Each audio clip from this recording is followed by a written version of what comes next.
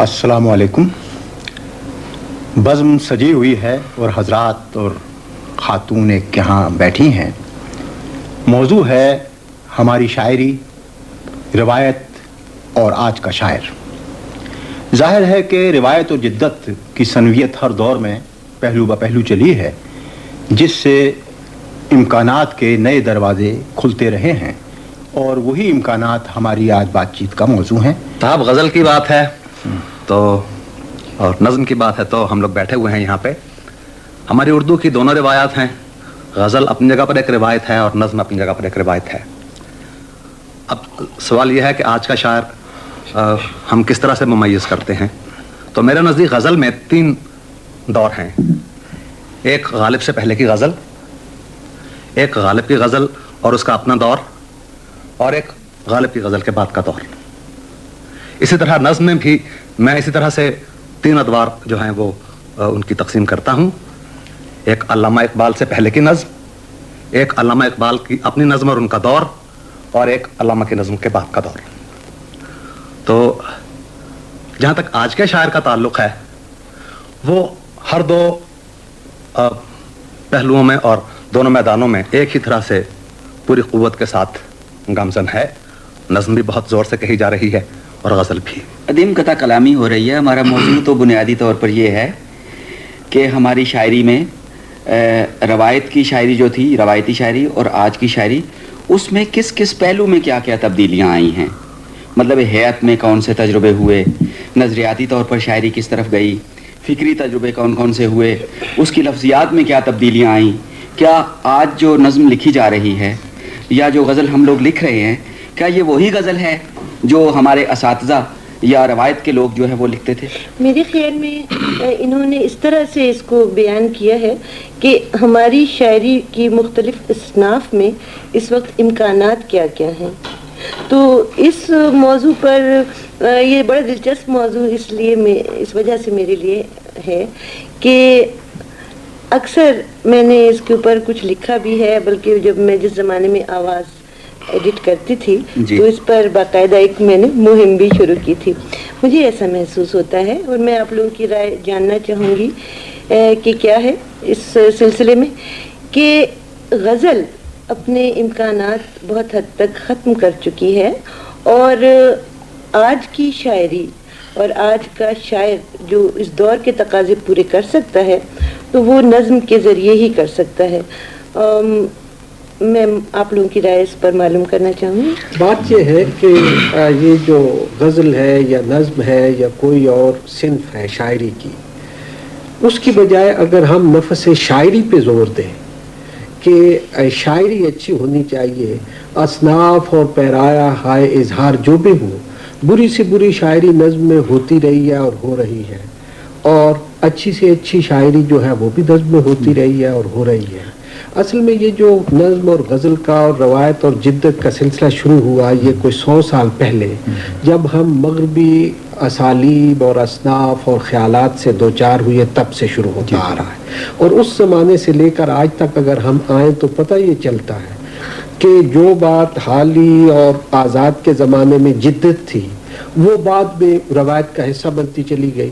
اور 1857 سے 1947 تک جو نئی روایت مغرب کے زیر اثر وجود میں آئی، وہ بالکل روایتی سی ایک چیز بن گئی 47 کے بعد. اور لوگوں نے بغاوت کی، ناصر کاظمی نے اور دوسرے لوگوں نے اس مغربی اثر میں تخلیق کی گئی شاعری کی بنی ہوئی روایت کے خلاف انہوں نے بغاوت کی. اور آزادی کے بعد ہمیں یوں محسوس ہوتا ہے کہ جیسے پھر سے غزل اور داستان ہماری اہم ترین اصناف بن گئی ہے. ملک صاحب، بات جو ہے وہ جس طرح آپ نے فرمایا ہے وہ یہی ہے کہ شاعری کو جس طرح ہم ڈیفائن کرتے ہیں یا جس طرح محسوس کرتے ہیں یا جس طرح ہم وابستہ سمجھتے ہیں اپنے آپ کو ادب کے ساتھ اور خصوصاً شاعری کے ساتھ، تو غزل کی اگر نفی یا اذکار رفتہ صنف اس کو قرار دیا جائے تو ایک تو لطیفتاً بات یہ ہوتی ہے کہ غالب سارے کے سارے خارج ہو جاتے ہیں. یعنی آج کا شاعر کہا ہے، ماضی کا اور اساتذہ کا ذکر نہیں کریں. تو یہ ہے کہ جو فارم ہے غزل کی، میرا خیال ہے فہمیدہ جی، اس میں کہنے نہ کہنے یا کہہ سکنے نہ کہہ سکنے کی بات الگ ہے. یہ آپ کا گلہ اپنی جگہ پر درست ہے کہ جس طرح غزل पहले जोरदार रही है उसे उसी तरह जोरदार होना चाहिए। मैं ये महसूस करती हूँ कि देखिए फॉर्म को बिल्कुल नज़रअंदाज नहीं किया जा सकता। फॉर्म जो है वो कंटेंट के अंदर पेवस्त होती है और उसका एक बहुत बड़ा असर पड़ता है। हम यूं बिल्कुल इस तरह नहीं कह सकते कि किसी भी फॉर्म में कोई भी बात कही जा सकती है। मौजू के हिसाब से, कंटेंट के हिसाब से बाज़ दफ़ा तो मौजू अपनी फॉर्म खुद मुतय्यन करता है।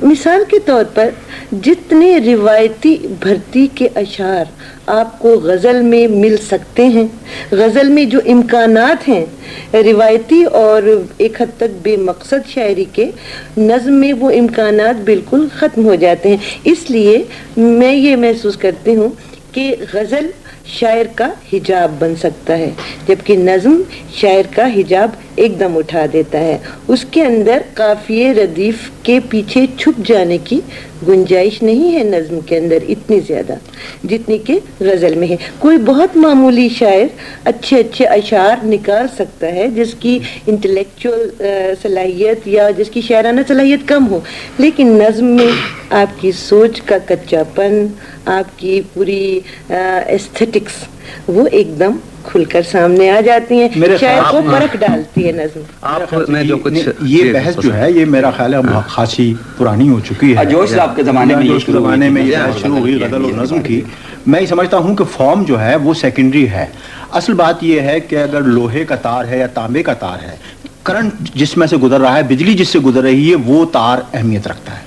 हमारे यहाँ ये है कि तवानाई की बात है, अच्छी गज़ल भी और अच्छी नज़्म भी दोनों पसंदीदा हैं, और बुरी नज़्म और बुरी गज़ल जो है वो उन्हें रद्द करने के लायक। साहब आपने बजा फरमाया, मैं वो बात फिर आगे बढ़ाऊंगा। जैसे फहमीदा ने भी कहा है कि नज़्म जो है उसमें इम्कानात ज़्यादा हैं और गज़ल जो है वो आजकल वो ख़त्म हो चुकी है। मैं फिर वहीं से बात करूंगा। कहा है कि बुरे अशार कहने के इम्कानात गज़ल में ज़्यादा हैं और नज़्म में बहुत कम है, और नज़्म में बुरा शेर जो है वो पता चल जाता है, आप काफिए रदीफ के सहारे के बगैर चल रहे हो। अगर आप मुनासिब समझे तो हम अदीम से एक गज़ल सुन लें ताकि ज्यादा मैं अच्छा आपने गज़ल को का मुंह बंद कर दिया। अच्छा ये गज़ल खत्म करें मलिक साहब तो हम फिर यहाँ आएंगे कि हमारी जदीद शायरी में जो रवायत के बाद मतलब जिसको हम रवायती शायरी कहते हैं उसमें क्या क्या किस किस पहलू से कोई तब्दीली आई है।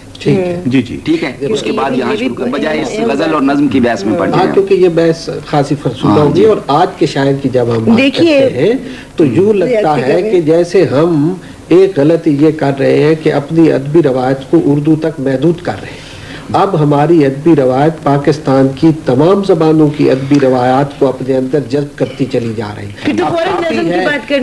बिल्कुल, अब देखिए काफ़ी है, वाई है, नए नए अंदाज माहिया है, ऐसी ऐसी असनाफ सामने आ रही हैं। अब आज खुद आपकी नज़में देखें या आपने जो तर्जुमा पेश किया है हल्का मेरी जंजीर का, शेख अयाज का, शेख अयाज ने जो शाह लतीफ़ पठाई के तराजम किए हैं, फारग रज़ा ने जो ये सारे काम अच्छा तो ये सारे जो काम है ये असर किस तरह से डाल रहे हैं कि सरवत हुसैन की नज़में देखें आप, सरवत सहबाई की काफिया देखें आप, यानी नई नई असनाफ आ रही हैं। और मुझे जो लगता है कि जैसे हम उर्दू वाले अभी तक बस वो पुराना गज़ल और नज़्म का जो आपस में तासुब है या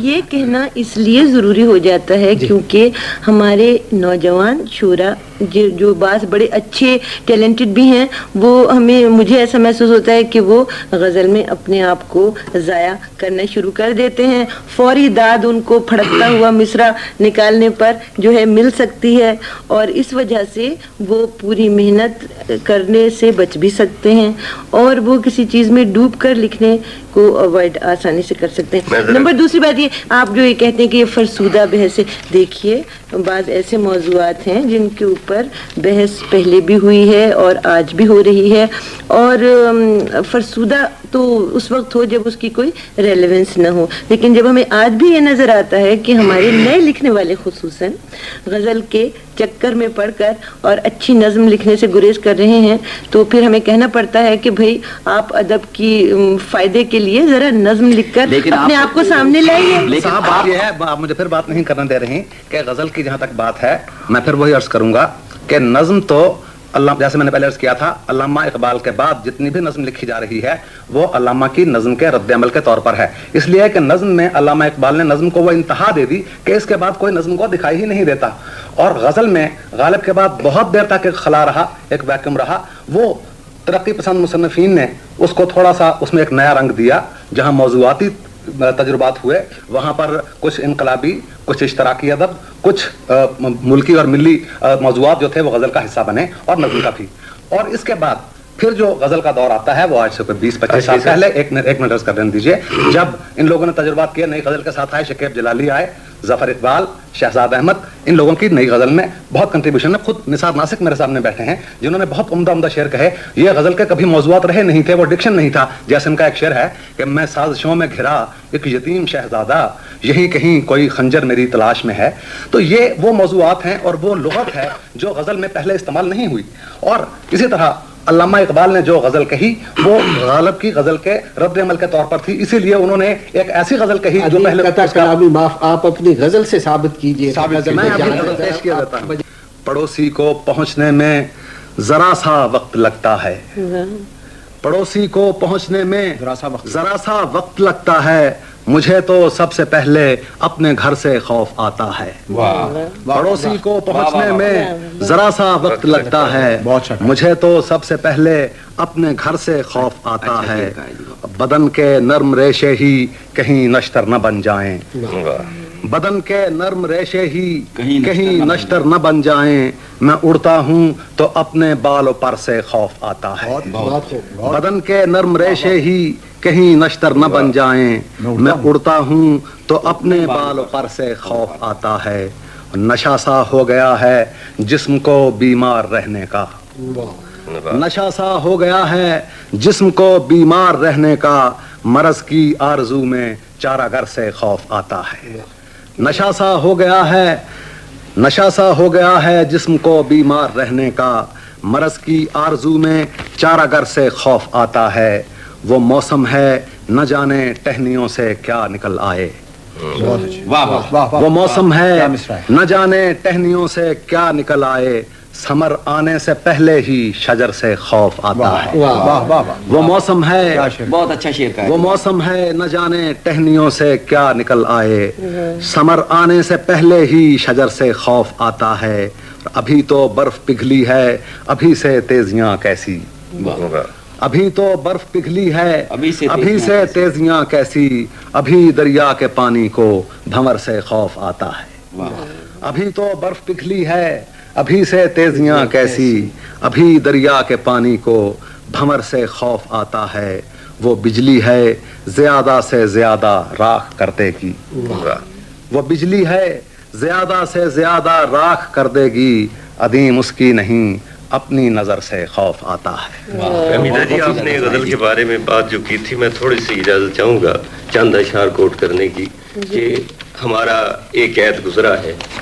پہلے مجھے یہ صفائی پیش کرنے دیجیے، عدیم کی دیکھیے غزل ابھی آپ نے سنی اور کتنی اچھی تھی، میں نے یہ نہیں کہا اور نہ میں یہ اسٹینڈ لیتی ہوں کہ غزل بالکل بیکار ہوتی ہے، میں نے صرف یہ کہا کہ غزل میں بھرتی کے اور بیکار اشعار لکھنے کے امکانات کہیں زیادہ ہیں اور ہمارے نوجوان شعراء اس ٹیمپٹیشن میں آ سکتے ہیں، صرف میرا یہ اسٹینڈ ہے۔ میں عرض کروں گا کہ کچھ تصویریں پچھلے عید کی غزل کی آپ خود پڑھتے رہتے ہیں، وہ میں کہ ہوئی ہے دم بخود یوں خلق جیسے کوئی لاٹو زمین پر سو گیا ہے، کس کا شعر ہے؟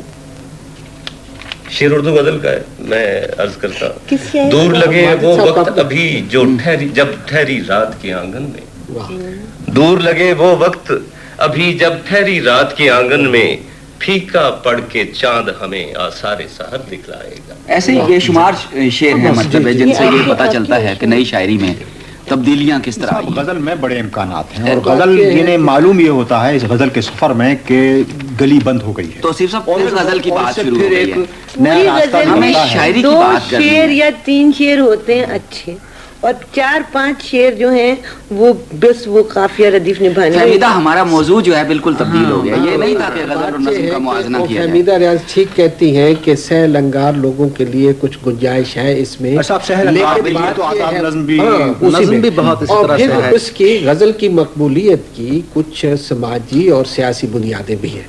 پابندی اظہار کے زمانے میں جب کھل کے بات کہنے پہ قطغن ہوتی ہے یا جسم و زبان پہ کوئی تعزیریں آنے کا خوف ہوتا ہے, تو مختلف طبائع جو ہیں وہ پھر اشارات و کنایات و علائم و رموز کا سہارا لیتی ہیں, اور پابندی اظہار میں امریت کے دور میں غزل پنپتی ہے, جیسے پچھلے 15 برس میں پنپی غزل. نظمی ملک صاحب جو بات کہی ہے, جس میں جو ایک اہم واقعہ اس کو غزل کے پیرائی میں آپ سمجھ جائیں گے کس طرح اشارہ ہے.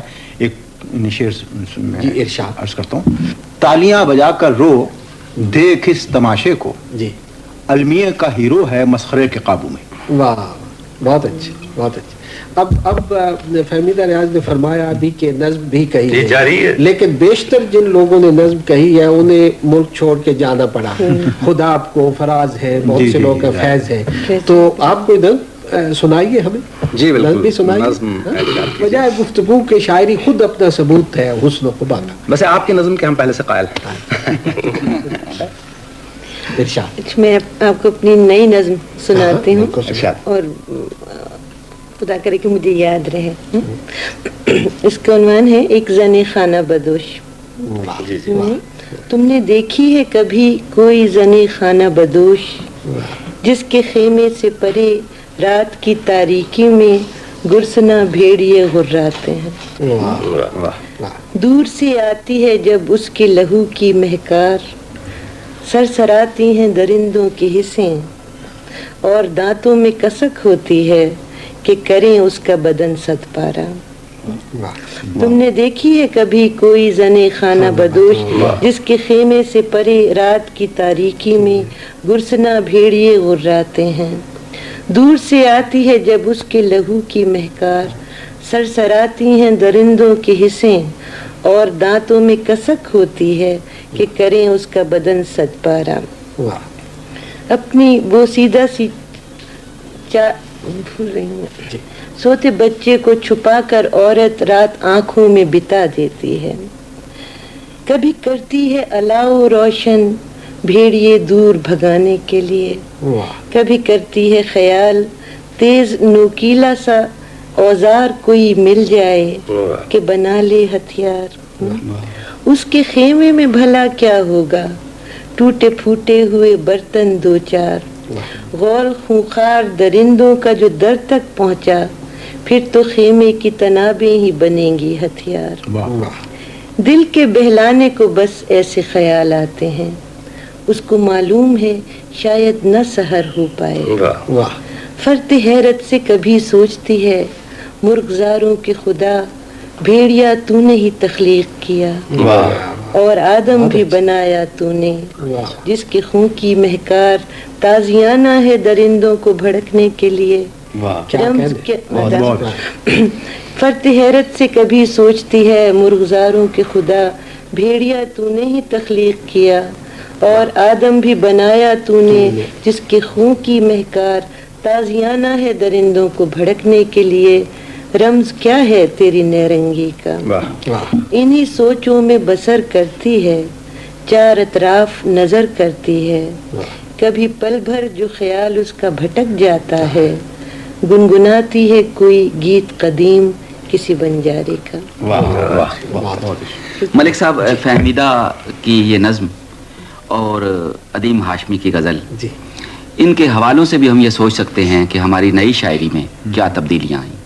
ایک بڑی تبدیلی تو یہ آئی کہ نئی شاعری میں اس طرح کا جھوٹ نہیں لکھا جاتا جس طرح کا ہماری روایتی شاعری میں ملتا ہے, کہ میں تیرے فراق میں پچھلی رات اتنا رویا کہ چوتھے آسمان تک پانی چڑھ گیا. دوسری بات یہ آئی کہ سماجی سچائیاں ہماری جو ہیں, سماجی صداقتیں, وہ غزل میں بھی اور نظم میں بھی وہ جناب علی اس طرح.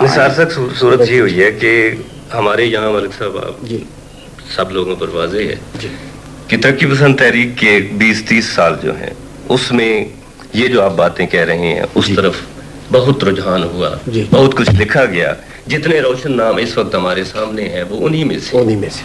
اس کے بعد صورتحال کچھ ہمارے یہاں ایسی رہی ہے کہ کفر سے کم الزام نہ کچھ اس پر آئے, بستی میں جو بات کرے محتاجوں کی. تو جب سے یہ ایکسپلائٹیشن شروع ہوئی, یہاں تک بھی ہوا کہ ترقی پسند تحریک سے وابستہ لوگوں میں سے بعض لوگوں نے اس سے علیحدہ ہونے, اس سے لا تعلق ہونے کا اظہار بھی کیا.